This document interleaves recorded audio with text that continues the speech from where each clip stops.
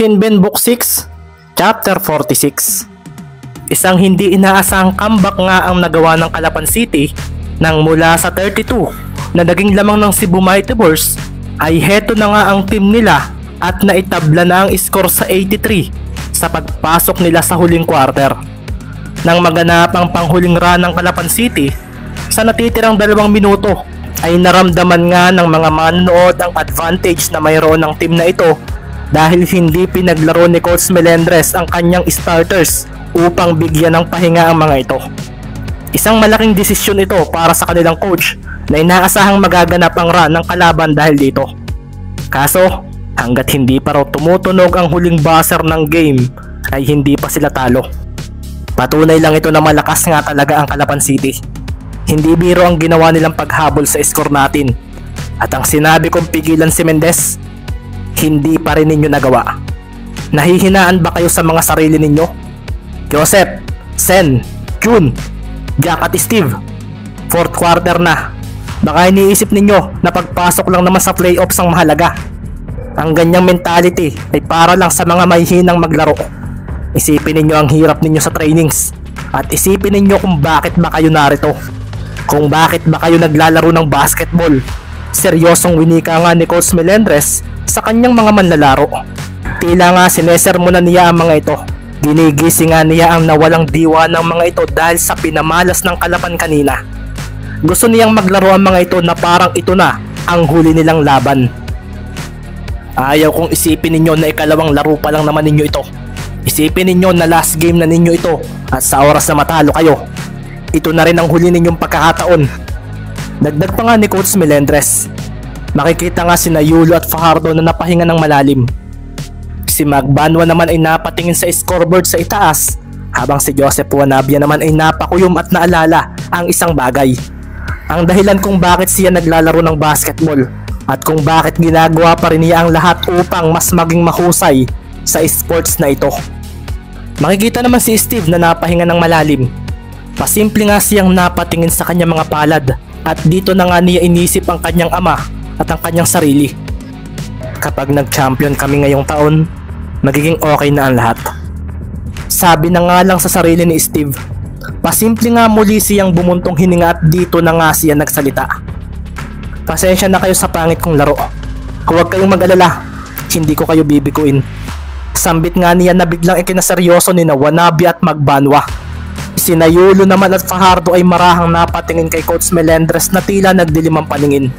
Teamwork, rotation, ball movements, huwag din ninyong kakalimutan. Maglaro kayo ng masaya. Bulalas nga ni Coach Melendres at napatango na nga ang kanyang mga players nang marinig iyon. Si Steve nga ay tumayo na at napatingin sa kanyang mga kasamahan. Posibleng ito na ang huling taon kong makakasama sila. Hindi, kailangang ito na ang huling taon. Sabi na nga lang ni Chua sa sarili at marahan siyang napakuyom nang mapatingin sa kabilang bench. Nakita nga niya na tumayo na rin si Ricky Mendez. Mula naman sa Calapan City ay makikita nga maglalaro na sina Mendez, Romero, Ibanez, Sanchez at Magbuo. Small ball lineup ito dahil si Carlo Ibanez ay ang magiging power forward nila. Dahil naman sa magandang depensa ni Sanchez sa oras na inilaro nito kanina ay ito nga ang ipinasok ni Coach Isaiah. Carlo, gawin mo lang ang ginawa ni Marky kanina nang siya ang katapat ni Yulo. If wala silang adjustment sa gagawin natin, doon tayo mag-stick. At kung may gagawin na silang remedyo, lipat tayo sa plan B. Sambit nga ni Coach Isaiah na napatingin pa sandali sa kabilang bench. Alam niyang maganda ang ipinakita ng team niya, pero ayaw niyang maging kampante. Alam niyang hindi papayag ang Cebu na basta na lang matalo ang mga ito. Bago nga magsipasok sa loob ng court ang mga players, ay maririnig nga rin ang pagsigaw ng mga manlalaro mula sa bench nila. Pampataas nga ito ng kumpiyansa at gigil sa laro. Kasunod nga rin ito ay ang pagkawala na ng malakas na cheer ng mga manonood para sa team na gusto nilang manalo. Sa tingin mo, sino ang mananalo? Hindi ko in-expect na magiging ganito ang score nila. Tanong nga ni Mario si kay Knight Abad na makikitang napahaplos sa munti niyang balbas na hindi pa niya naaahit. Hindi ko masabi. Mas magandang manood ng walang kinakampihan. Sagot nga ni Abad at ang katabi naman nitong si Quintos ay marahang napaseryoso nang mapatingin kay Jun Fajardo. Hindi niya alam kung pangit ba o maganda ang laro nito. Dahil kung pagmamasdan daw ang sentro ng Calapan City, ay parang wala naman daw itong laban sa kanya. Hindi ganito ang laruan ni Fajardo. Bakit kaya?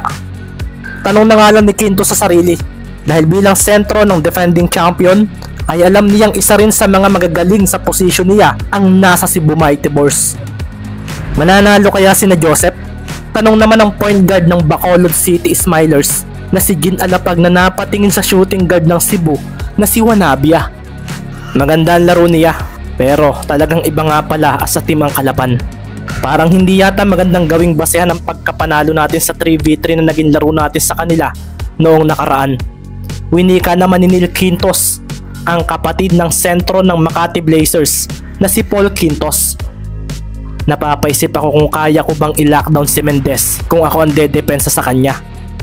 Sabi naman ni Jeric Morato, at nang marinig naman ito ng kanilang coach na nasa edad 50s, ay sandali nga itong napatingin kay Ricky Mendez. Ito ba ang magpapatuloy ng pangarap mo, Isaiah Cervantes? Nakakatuwa lang na makitang bumalik ka sa basketball, kaso marahang napakuyumang coach ng Bacolod na si Melgar de Quiros nang sabihin ito sa kanyang sarili.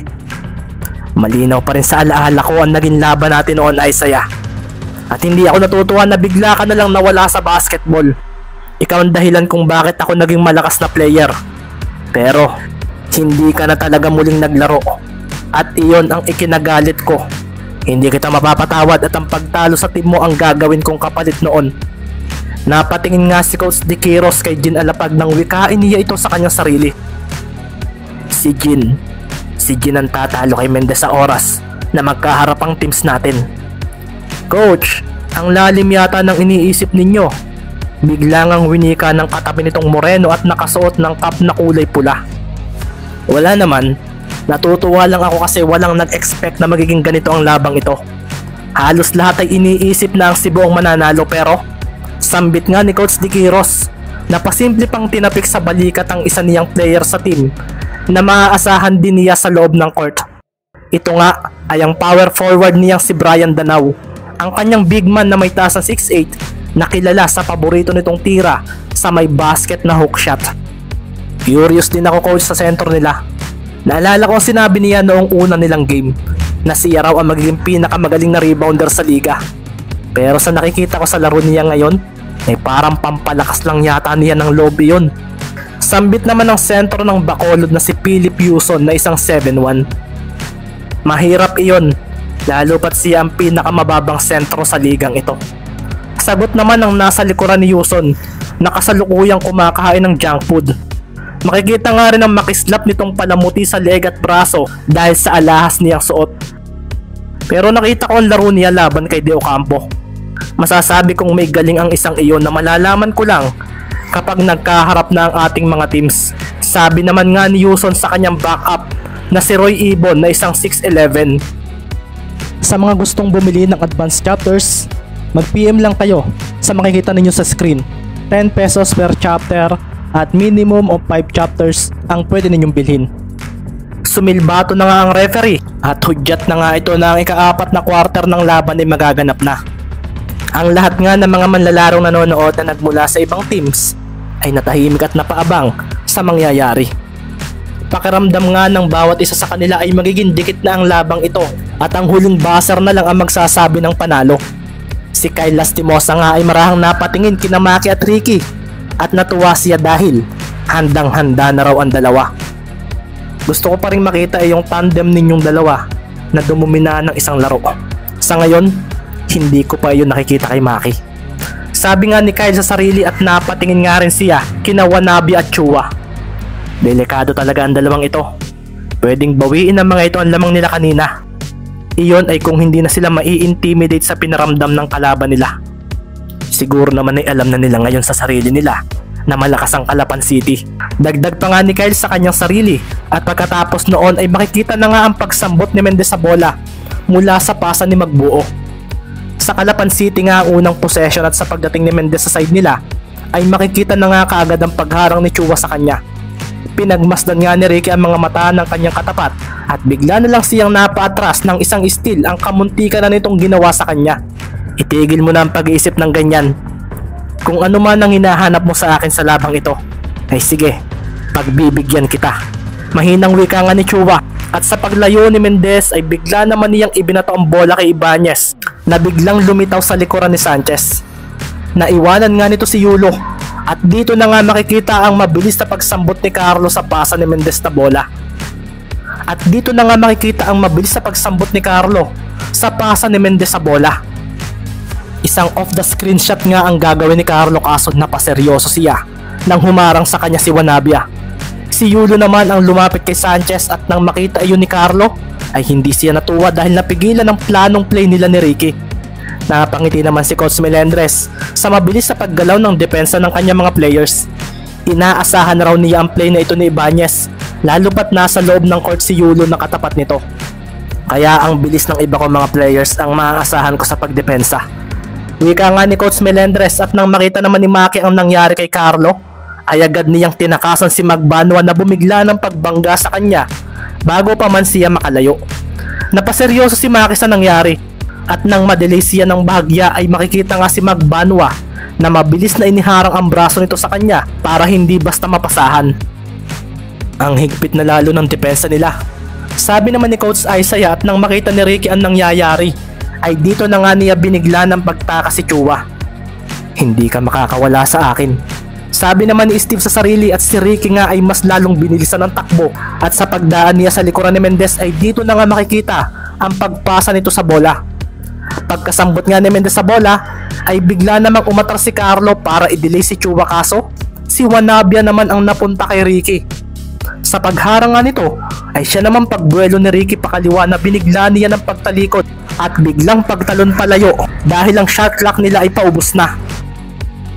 Nasa ere na nga si Ricky at napaseryoso na lang ang lahat at naging siya nang makitang sina Wanabia, Yulo at Chua ay tumalon din kaagad. Makikita nga ang pagtaas ng 6 na mga palad ng mga ito na lalong ikinaseryoso ni Mendez dahil 3 players ang ngayon ay seryosong pipigilan ang kanyang jump shot. Ang bilis ng galaw ng depensa nila at talagang wala na silang balak na matalo sa pagkakataong ito. Seryoso ang winika ni Coach RJ Espinosa ng Naga City Team sa pinapakita ng Cebu. Hindi nga lang panonood ang ginawa niya rito kundi pati na rin ang analyzation sa ginagawa ng dalawang teams. Mabuti na lang at mas nag-training pa kami dahil mukhang lumakas ang team mo ngayon, Isaiah. Hindi ko inaasahang magagawa ninyo ito sa Cebu. Sabi pa nga sa sarili ni Coach Espinosa. Pinakawalan nga ni Ricky ang bola at sa paglapag nga nilang 4 ay mabilis namang tumakbo papunta sa basket ang 3 players ng Cebu. Si Ricky naman ay napakuyom nang sumablay ang kanyang tira. Si Fajardo at Magbuo naman ay nagkabalyahan ng mga braso dahil kapwa nga ayaw na nilang magpatalo sa pwestuhan. Si Yulo naman ay agad na nilampasan si Ibanez at sa pagtalbog ng bola pabalik sa loob ng court mula sa ring ay napaseryoso na lang si Coach Isaiah nang si Chua pa ang nakakuha ng rebound. Naunahan ako, sabi nga ni Carlo at sa paglapag niya ay agad niyang hinarangan si Chua kaso ang bola ay biglang tumapon sa tabi niya at nasambot agad ito ni Wanabia na mabilis na didepensahan naman ni Maki. Kaso wala na rin agad ang bola kay Wanabia dahil ibinalik nito ito kay Chua na lumampas sa kanya. Kasabay rin noon ay ang pagdelay niya kina Romero at Ibanez. Si Steve naman ay napaseryoso nang humarang na muli sa kanya si Mendez. At sa paglapit niya rito ay dito na nga niya hinila ang dribble ng kanyang kanang kamay. Kasunod nga noon ay ang bigla niyang pagtalikod at pagkaliwa. Umabante nga rin agad siya at si Ricky nga ay napaseryoso sa spin move crossover sa kanya ni Chua. Nilampasan siya nito pero hindi siya magpapatalo kung kaya humabol agad siya.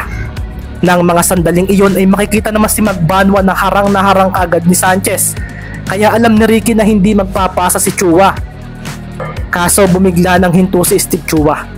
Sa paglampas nga ni Ricky at paglingon ay napaseryoso na lang ito dahil ang bola ay wala na rito. Saan iyon napunta? Bulalas nga ni Ricky sa sarili. Agad nga rin niyang tiningnan sina Magbanwa at Wanabia. Pero wala iyon sa dalawa at lalong wala kina Yulo at Fajardo.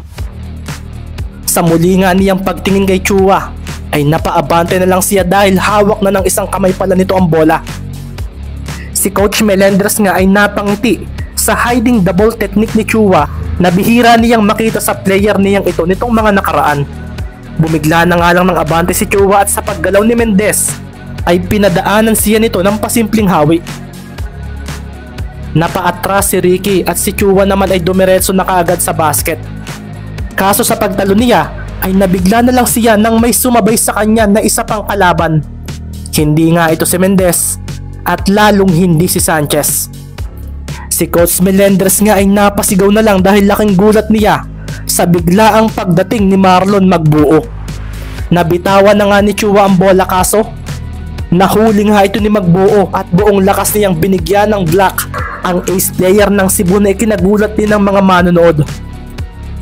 Sa paglapag nga ni Marlon Magbuo ay siya ring pagtingin niya sa manlalaro ng Cebu na si Chua na bigla na lang napaatras nang makita ang malakas na datingan nito.